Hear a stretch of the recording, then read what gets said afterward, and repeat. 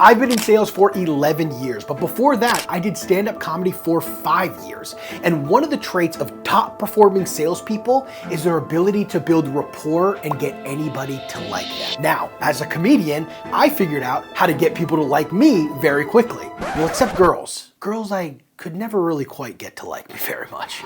So these are the 8 things that I took from my comedy career that has helped me sell anything to anyone at any time. The first thing we're going to talk about here is you need to be able to control what category people put you into. This is very important for sales, but also just interpersonal relationships. The better you are at showing who you really are and getting put in a category of someone that they like, the faster you're going to be able to build rapport with somebody and get them to like you. Let me give a real example of this. My wife has friends who are moms, and I rarely interact with her friends. Sometimes they'll be at the house, I'll walk by, just say hi, and I'll keep going on my way. So the category that I'm in with my wife's friends is very like aloof. He just kind of like is there, says hi, leaves real quick, not overly friendly, doesn't have a great sense of humor, just a guy who floats around. Now, one day I had to take my kids to a birthday party. This is unusual because I do not like going to little kids' birthday parties. I much prefer my wife taking the kids to little kid birthday parties, and I don't do that. I do anything else but that. But in this situation, I had to be a helpful husband and take the kids to the birthday party. So I end up at this little kid's birthday party, and the kids are running around, and I'm just kind of sitting there, and I have nothing to do except watch it, I guess, make sure my kids don't hit other kids. And they weren't hitting other kids. So I'm just sitting there, and I'm sitting next to one of my wife's friends, and we start talking, and I'm being my normal self. I'm joking around with her. We're having a good conversation. Then someone else comes over, and I start talking with them too. Blah, blah, blah. Next thing you know, I have a couple of little friends. We're this little crew, we're chit-chatting, the kids have some conflict, they come crying to me, I say, hey, suck it up, pull your bootstraps back up and get out there, and we go on our merry way. A couple days goes by, and my wife comes home, and she's like, hey, real quick, so-and-so, who you were talking to at the birthday, she told me that she was like really shocked by your personality. She had no idea that you had such a good sense of humor. And I was like, well, that's crazy, because anyone who meets me, that's like one of the first things that they see. So I was really surprised by that. Then I reflected on it and realized, oh, I didn't control the category that they put me in, right? I just came in and said hi whenever they saw me. I wasn't thinking about what category they were putting me in. And when I finally got to meet them and spend some quality time, they realized like, oh, this guy has a good sense of humor, and kind of put me in the category that I like being put in, which is that like fun, jovial persona. And that's what I want you to be thinking of. Think about how when you meet somebody, you start to put them in a category based on all of the other people that you've met. You're doing it every single day. So are they. You need to be aware of these. A great way to illustrate this is very similar to poker ranges. If you play poker competitively, you know about poker ranges, and it's this chart that shows you every possible combination of hands. And as you become more and more advanced in your poker play, you start playing less the hands that you have or that your opponent has, and more the ranges of hands that you have or your opponents have. What is happening in interpersonal relationships, and when you're first meeting somebody, you're putting them on a range of people that you believe that they are most like based on all of the people you have met before. This is why sometimes you run into situations where you meet someone and they kind of rubbed you the wrong way, and later on you ended up liking them. Now, how do you do this more practically? Think of the traits that you possess that your close friends really like about you, and do whatever you can to show those traits really early on when meeting people. Often we create these little shells to protect ourselves from getting hurt, and because of that, we end up hiding parts of our personality that people actually really enjoy, but they don't get to experience it until they get through that little outer shell. The shell's not there to protect you from showing people these parts of your personality. That's just a byproduct of building the shell to try to protect yourself. Maybe I'll do a whole different video on that, but the point I want you to take away with here is be conscious, be very intentional about what traits you really want to show to people, and do your best on showing it to them quickly. At the end of the day, all you need to do is identify the traits that you want to show, that you know the people who are close to you like the best, and actually show them. That brings us to the second thing here, but before I tell you what it is, have you ever heard of looks maxing? This is a really weird niche community of men who chew tree resin to try to increase their jawline so they look more attractive. It's hilarious. Looks maxing. Maximize your looks. Well, today I'm going to tell you about charm maxing. The next level of being attractive to anybody is charm maxing. How do you maximize how charming you are? And despite the funny name, there is a real exercise you can do to allow yourself to be more authentically you, which is charming. Everybody has charm to them. We just hide so much of it. So here is an exercise that I have done for a really long time that has a really big impact on anybody who I have do it, that I'm gonna give to you to try on your own. So the first thing you're gonna wanna do is go to a place where there's a lot of people, either into a city or a mall, somewhere where there's a lot of people walking around. Get a piece of paper and a pen, clipboard even, and go walk up to strangers, hand them the clipboard with paper and the pen and say, can you write down your first impression of me?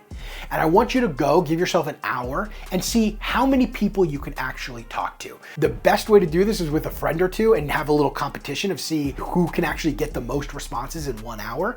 Go around, get all of the responses, and then I want you to go and review the responses. And here's why this is so powerful. As you're reading through the responses, you're gonna realize that most people actually say pretty positive things about you. But we go through the world thinking that everyone's kind of looking at me, or do I look weird here, and do I look unapproachable? And then you go and you have people write down their first impressions, and it's generally positive stuff. And it starts to get you to realize that everybody is focused on their own thing. You are not that big of a blip on their radar, therefore you shouldn't treat yourself like that big of a blip. And when you think that all eyes are on you, or that you have to behave in a certain way, you actually stifle your own expression of who you are, which is a self-fulfilling prophecy to be less of who you are, which makes you less desirable to be around and less charming. But by being aware that for the most part, people do think positively of you upon first meeting you, you start to rewire your brain a little bit and realize that you can be more authentically you. And that's charm maxing, baby. That's all it is. There's no manipulation here. It's just being your authentic self. You have friends and people who want to be around you because there's aspects of your personality that they really like. There may also be aspects of your personality that they definitely do not like, but we all have flaws. We can deal with them. Unless the point here is you want to show more of those good parts of your personality so other people get to experience it and you're gonna build faster relationships with them. But where does this come from, that little wall? Like, why do we try to hide the true parts of our personality? I don't know is really the answer, but let me tell you a quick story that I think illustrates the beginning stages of this developing. Do you remember when you were a kid and you went to school and you told a friend of yours, hey, I just got this new action figure? And their response was, you still play with action figures? We've all had a variation of this experience. All of a sudden, something that brought us joy, that we were really excited about, that we wanted to share with other people, was no longer cool, was no longer something that you should be interested in. So because these experiences happen, we start creating this wall of like, hey, maybe I shouldn't act too excited when I get an action figure because no one else is playing with action figures here. I'm gonna look like a big weirdo. And we want to fit in. And the funny thing is, we're all doing this. So it's like, even the person who said, you still play with action figures, that guy's probably got a bunch of action figures in his closet. So you start to build these walls really all around each other, and all of us are going through the exact same thing. And then those just keep getting built upon, built upon, built upon, and then we stop showing who we truly are. Don't do that. Charm max, ladies and gentlemen, charm max. Be more charming, show your true self, but the only way you're gonna be able to do that is you start breaking down those walls. Which leads us to number 3 here, is you really need to be able to read the room. If you don't have self-awareness of how you are impacting other people's experiences in a room, that's a big, very important thing that you need to work on. Let me give you an example from my stand-up days. When I was doing stand-up, I would do a lot of different venues. I would do stand-up all the way up in Vacaville, California, which is where the cows live. It's like a big farm area. Some of the people are pretty large too. And I would do like a sports bar there on a comedy night with 8 people in the audience. I also did the Comedy Store in LA, which was a packed house. So I've had a lot of different experiences. Well, one day, this is early in my comedy career, I got the opportunity to do stand-up at a club in Berkeley, California. And it was pretty close to the college. And in my head, I was thinking, okay, this is gonna be probably your Berkeley hipster crowd. I had been around certain clubs like this before, so I sort of knew that this vibe. And I was working on what material that I wanted to do. And I had a whole bunch of different jokes that I could tell, and I was trying to weave them all together. So I created a set for the room, and I did something that really is a mistake. I thought a little too much about the room that I was in before actually being in the room, right? Like just assuming that they're gonna be this audience. And when I got there, it wasn't this hipster crowd that I thought. It was a full Black audience. Very different sense of humor, by the way. And I get up there, and my first joke is about how I'm attracted to skinny girls. It was a terrible joke. It wasn't good at all. I don't even think it would have been good for the hipsters in the audience, but I had some little bit about it that I was trying to work out.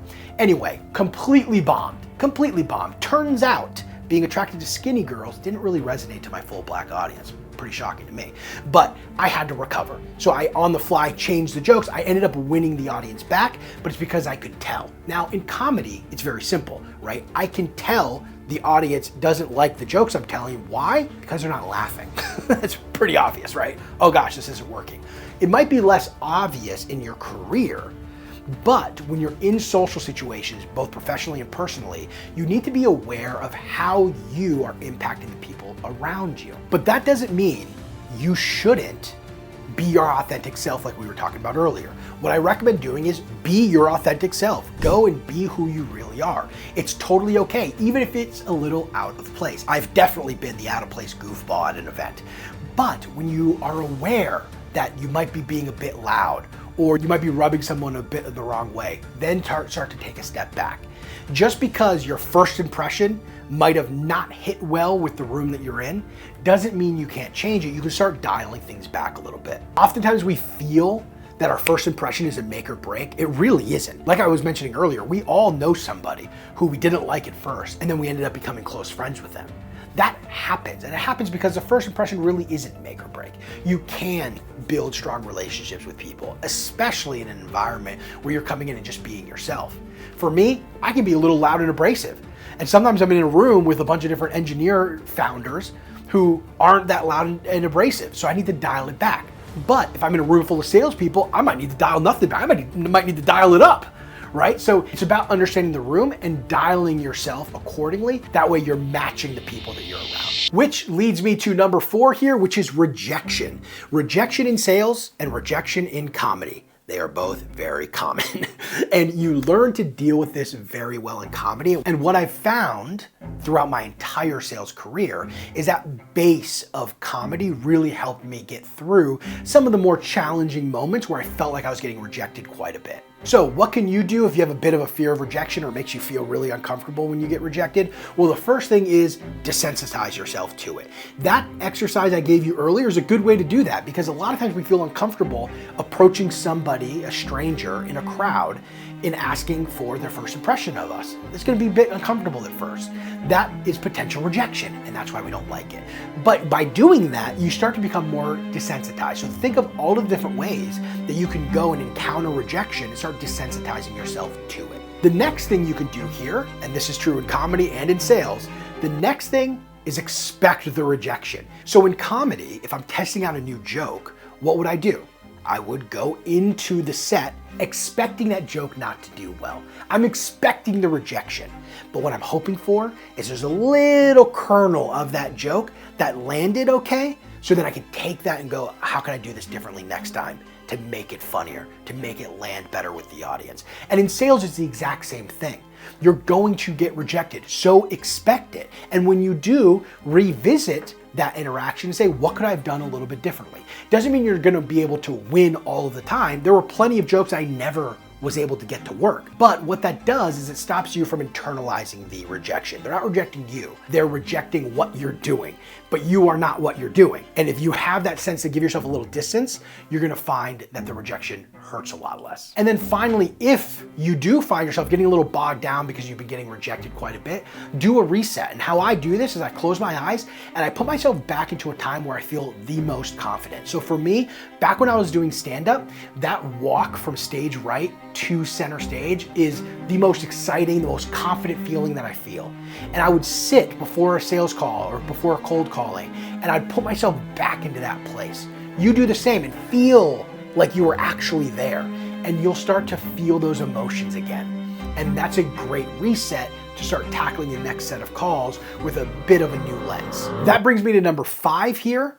If you can make somebody laugh, you can make them like you. Laughter cuts right through to the person's core. That's why I love it so much and I'm so passionate about comedy. You know, there's a Japanese anecdote, I'm gonna butcher this, so I'm paraphrasing, that talks about 3 masks. There's the first mask, which is the mask that you show the world. There's the second mask, this is the mask that you show your family, your friends, the people closest to you. And then there's a third mask, the mask that we only show ourselves.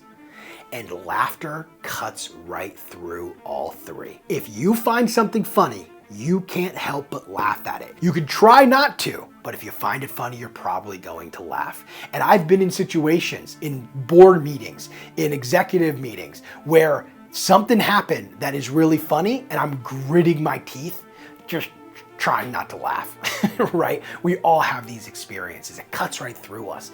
So by you being able to use laughter as a way to find common ground, you'll find that you build much stronger relationships with people faster. So what does this look like? Well, the first thing is the common ground. Everybody says to build rapport with your prospects in sales, you need to find some common ground. Laughter is that common ground. We've already talked about this. So when you have that laughter, that's the platform that you build the relationship on. So in an interaction with the prospect, laugh with them.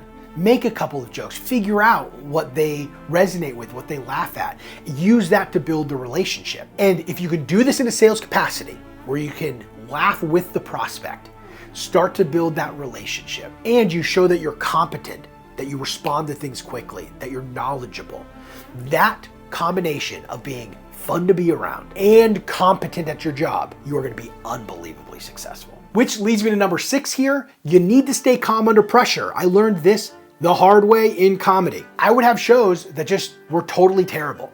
Nothing landed. And I would get off the stage and go, thank God that's over. And then I also have shows where things went amazing. But I also had shows where things started off poorly and I was able to turn things around. What's the difference there? Well, when things aren't going well and you're under that pressure because it's like, the rejection, the icky feelings, you can turn things around. Are you gonna let it snowball and become worse?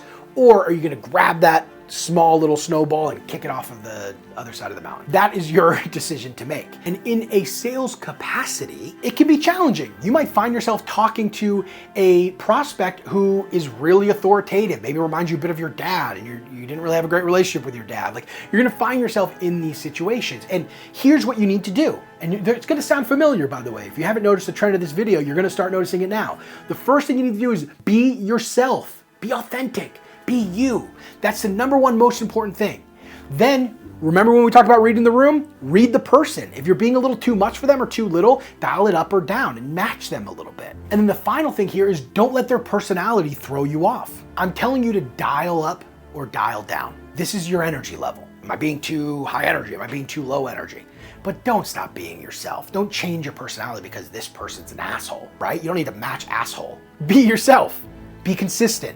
Match their energy, but don't be a jerk. And if you could do that, what you'll find is you're gonna be a lot more level and the other person will start to morph and shift towards you. And if they don't, whatever. I don't know if we need to sell to people who are terrible. That leads me to number 7 here, which is really find humor in everything. You really want to train yourself to find a lot of things funny because it helps you find common ground. Stand-up, this helped a ton, and it's part of my personality. I find a lot of stuff funny, things that nobody else finds funny. A good example of this, it just happened the other day. My dad butt dialed me, and I got a voicemail, a minute-long voicemail on my phone of my mom talking about whether she should wear her hair up while wearing her dress. My sister's about to get married. She has a dress for the wedding. She's like, should I wear my hair up or should I have my hair down? So she's having this like big debate. They're talking about earrings. It's just like a silly voicemail. So I wait a little bit and I call my mom, and my mom answers like, hey, what's up, Kyle? And I said, hey, just want to share my opinion real quick. I would wear your hair up. If you want to wear your hair down, I'd pick a different dress. Now, my mom was like, Who told you this? Did dad send you a video? Like, she's asking me all of these questions. I'm just messing around with her. Does anyone else find this funny? No, I'm the only one who finds this funny. Okay, this is only for me. But I had a lot of joy messing around with my mom about knowing this conversation that they were having, and she has no way of really verifying how I got the information. My dad didn't know he butt dialed me. He's also away at this point because I called him a little bit later. So it's kind of fun for me. I found that humorous. Now, will anybody else? I'm not sure. You're probably like, can we get to the next part of the video? Totally fine. But my point is, you gotta find the humor in everything, in the mundane. Because one, it's gonna make you happier, because you can look around and just find things funny. But then two, it builds that muscle. So when you are talking with people and they say something, you can have a shared laugh and then pull something into the conversation to help add to how funny it is. So what does this look like in practice? You're talking to a prospect. Laugh at something that they say. Explain why you're laughing. Maybe you're extrapolating it out. Maybe you're chuckling because you've seen something similar like that before in the past and it went a weird way. Explain why you're having a laugh. Let them laugh with you, and you'll see you're gonna build a stronger connection. In comedy, you're trying to find humor everywhere to build material. In life, we try to find humor everywhere so we can build relationship. So grow that humor muscle. Find the funny. Be willing to laugh at the mundane. And that leads me to number 8 here. Be unexpected. You want to stand out. That's a positive thing. For me, I want everybody I interact with to come away from that interaction saying, I didn't realize he was gonna be that funny. Now, that's not gonna be yours, but you want them walking away saying, I couldn't believe how thoughtful they were. Or, wow, that's a really kind person. They stood out as being very kind. Whatever traits you want them to feel that are true to your own identity, you should share that with them. You want to be unexpected. You want people to be surprised by you. So here's an example. I went on a private jet with a couple of really high-level entrepreneurs. These are people who run companies that are doing incredibly well. You would consider them more serious business people. And I was myself. I was joking around. There were people in that plane with us who had never met me before, who were cracking up laughing. We were crying, we were laughing so much. They were all surprised that they were going on this private jet thing with a whole bunch of other entrepreneurs. And instead of just talking about business the whole time, we're sharing laughter and we're having a ton of fun. I was surprised. It went as well as it did, just to be fair. They were all surprised. We were all sharing an experience that was unexpected. And for me, that is the most important thing that we can do, is to be unexpected. If not, you're going to be in the flow of everybody else. You come into the life, you go out of their life, into their life, out of their life. Do you want to be remembered? If you do, the only way you're going to be able to is if you are able to break down those walls that we talked about earlier and show who you really are quickly. And that's what comedy taught me probably more than anything. It's okay to be yourself. That mask that you show the world, you don't need that one. Show the world the mask that you show to your friends. Maybe don't show them the mask you only show to yourself. We don't need to know your kinks. But the ones that you show to your friends, definitely show the world that. This leads me to my last point, which is really much more sales tactic oriented. If you're looking for sales tactics that I've learned over the last 11 years of doing sales, check out the video here.